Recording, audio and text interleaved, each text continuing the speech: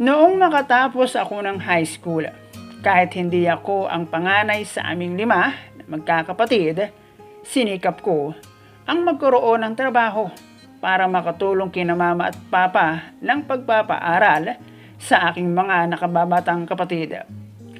Nagawa ko yun nang walang hinihinging kapalit sa tulong ng aking hanap buhay bilang isang construction worker.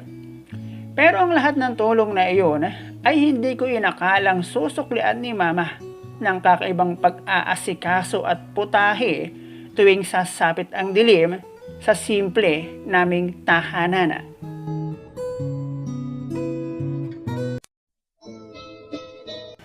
Hello guys and welcome dito sa Kasgul TV. At syempre, kung ikaw ay bago dito sa aking channel at trip mo ang ganitong klase ng kwento, palike and subscribe naman dyan.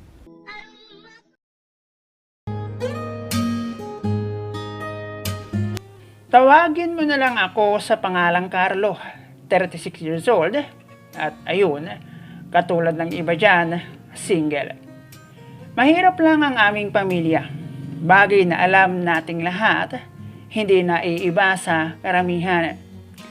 5 kaming magkakapatid, 3 babae, at 2 kaming lalaki. Pangatlo ako sa aming 5, at lumaki kaming 5 na sanay at mulat sa kahirapan. Yung tipong hindi problema sa amin kung may aalmusalin o wala sa umaga. Sanay at komportable kami sa natulong bubong kapag merong ulan. Kami yung klase ng estudyante na hindi uso ang isyo. Mapabago o luma ang aming uniforme. Ang importante, akma ang mga suot namin pag kami papasok ng paaralan. Hindi problema sa amin kung wala o meron kaming baon na pera. Sanay kaming nakatingin sa may kinakain at sanay din kaming tumanggap kapag merong nagbigay. Magiging choosy pa ba naman? Grasya na yun. Laman tiyan din, ika nga. At kung bakit ganun ang klase ng kabataan meron kami, yun ay dahil nagsama ang parehong dukha. At iyon ay ang aming mga magulang. Walang permanenteng trabaho si Papa at si Mama. Ayun, pareho sila. Construction at pagkakargador sa palengke ang madalas pagkakitaan ni Papa. Samantalang si Mama naman, madalas tumanggap ng labada mula sa may mga kaya naming kapitbahay. Kung sa ibang pamilya, madalas ay merong maiwan na kanin o yung tinatawag na bahaw. Matapos ang kanilang salo-salo sa umaga, tanghali o hapunan, pero sa amin ay swerte na kung may maiwan na tutunga. Matapos ang malabudol fight naming salo-salo. Paano ba naman sa dami namin ay hindi na kumpleto ang plato? Ang ganoong sistema ng aming pamumuhay, kinasanayan namin. Hindi uso ang reklamo na kung ano ang nandyan, pagsaluhan. Paghati-hatian at mag-iwan ng para sa hindi namin nakasabay na siyang maganda sa amin. Bukod sa sitwasyon na iyon ng aming pamilya, hindi rin nakaiwas ng bisyo si Papa at si Mama naman. Sa kabila ng aming kahirapan, ganun din na kung minsan na ang mga magulang namin na aming inaasahang nasa trabaho ay hindi pala at nandoon pala sa inuman at sugalan. Inaasahan naming darating ng pagod mula sa trabaho, darating na lasing. Sa halip na mayroong biyabit na panghapunan ay wala. Kahit pangatlo ako sa aming 5 at lalaki ang panganay sa amin, ay maraming beses ko nang naisip na huminto ng pag-aaral at ibigay ang daan para sa mga nakababata kong kapatid para naman hindi sila maging dihado. Sa oras na sa hinaharap ay magkaroon sila ng pamilya. Bagamat may itsurang lalaki ang inyong bida, nawalan ako ng oras sa love life noong high school. Ang nasa isip ko kasi, ano naman kaya ang meron pag uwi ko sa bahay? Sa totoo lang, nakakaya na rin na bumalik pa sa school. Isa lang naman kaming magkakapatid na hindi makabayad kapag merong ambagan ang aming klase. Pero syempre, ang lahat may katapusan. At yun ay noong makatapos ako ng high school. Nang makatapos ako ng high school, sinikap kong magkaroon ng trabaho at hindi ko pinili ang sumama sa mga lakad ni Papa dahil sa tagal na siya ang aming provider ay hindi naman kami nakaahon sa kahirapan. Naisip ko na baka kung sa kanya ako sasama, isa lang ang magiging resulta naming dalawa. Wala naman akong no choice, kaya sinubukan ko rin ang maghanap buhay sa palengke. Sa mga unang araw, masaya, lalo na sa unang araw ng sahod. Dahil alam ko na sa aming pamilya ay hindi na lang si Mama at Papa lamang ang gagasto sa aming pamilya. Sabihin na lamang natin na kahit hindi naman dapat, ay masaya at excited akong gagastos para sa aking pamilya, lalo na sa aking mga nakababatang kapatid na alam kong deserve nila ng baon kapag papasok sa school. Ang isa pa sa maganda ay yung naging trato sa akin ni Mama noong magkaroon ako ng trabaho, na para bang special at natatangi ako sa kanyang mga anak, lalo na kapag alam ni Mama na araw ng sahod. Sa palengke kasi, tulad lamang din sa konstruksyon tuwing Sabado ng hapon ng sahod. At may pagtatanong pa si Mama kung ano raw ba ang gusto kong ulam. Kung minsan nga, pansin kong mas lamang pa ang nagiging pag-aasikaso sa akin ni Mama kumpara kay Papa na pagod din naman at galing sa trabaho. Doon na rin sa palengke, akong unang nagkaroon ng jowa.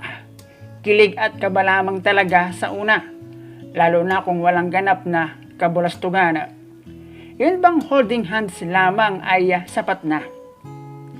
Pero nung maabot namin ang mundo ng kabulastugan, ay para bang iyon na lang ang nagiging dahilan kung bakit excited akong makita si jowa.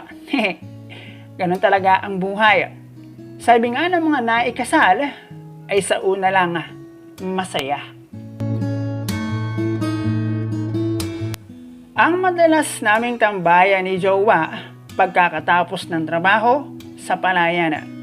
Madalas kaming manghuli ng gagamba kapag inaabot kami ng gabi at kuhol na madalas nakahalo sa makapal na kangkungan. Noong isang beses ay napahiyaw si Mama at nagtatalon sa gulat. Ikaw ba naman ang makakita ng tipaklong na nakahalo sa pakbet na gulayin? Abay, sa dami naman raw sana ng pwedeng ihalo, bakit tipaklong pa? Pagkabuhos kasi niya sa palanggana para sana hugasan, ay biglang talo ng tipaklong sa magaspang na pagmumuka ni Mama. Matagal din akong nagtrabaho sa palengke, na tipong kahit ramdam ko na ang liit ng sahod kumpara sa halos 16 hours na trabaho, ay tumagal ako.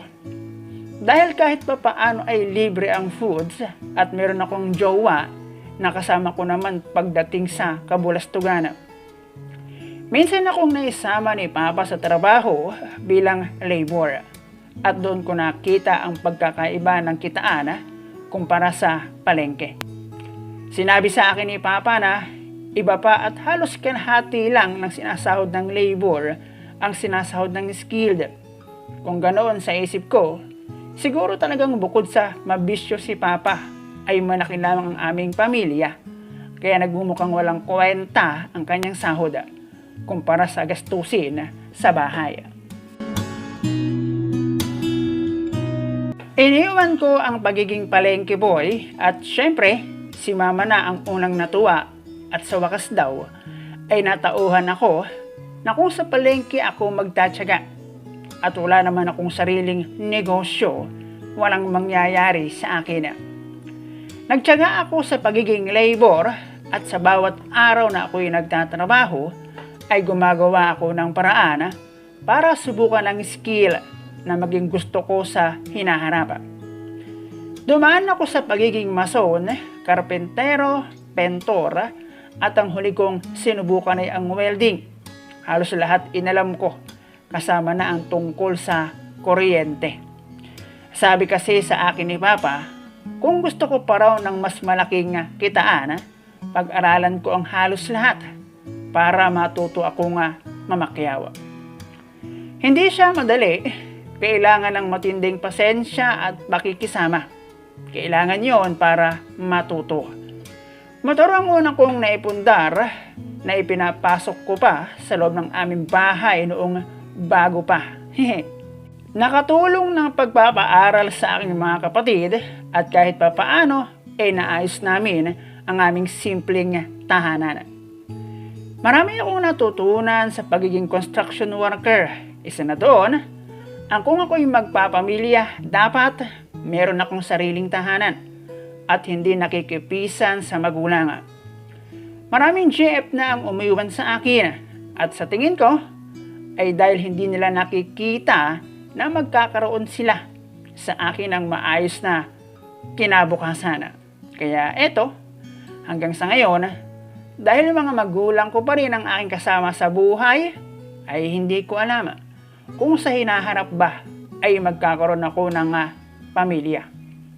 Dahil lang kasi kami dito at walang sariling lupa, even itong bahay namin, ang lupa, di umano'y pagmamaykan niya ng gobyerno.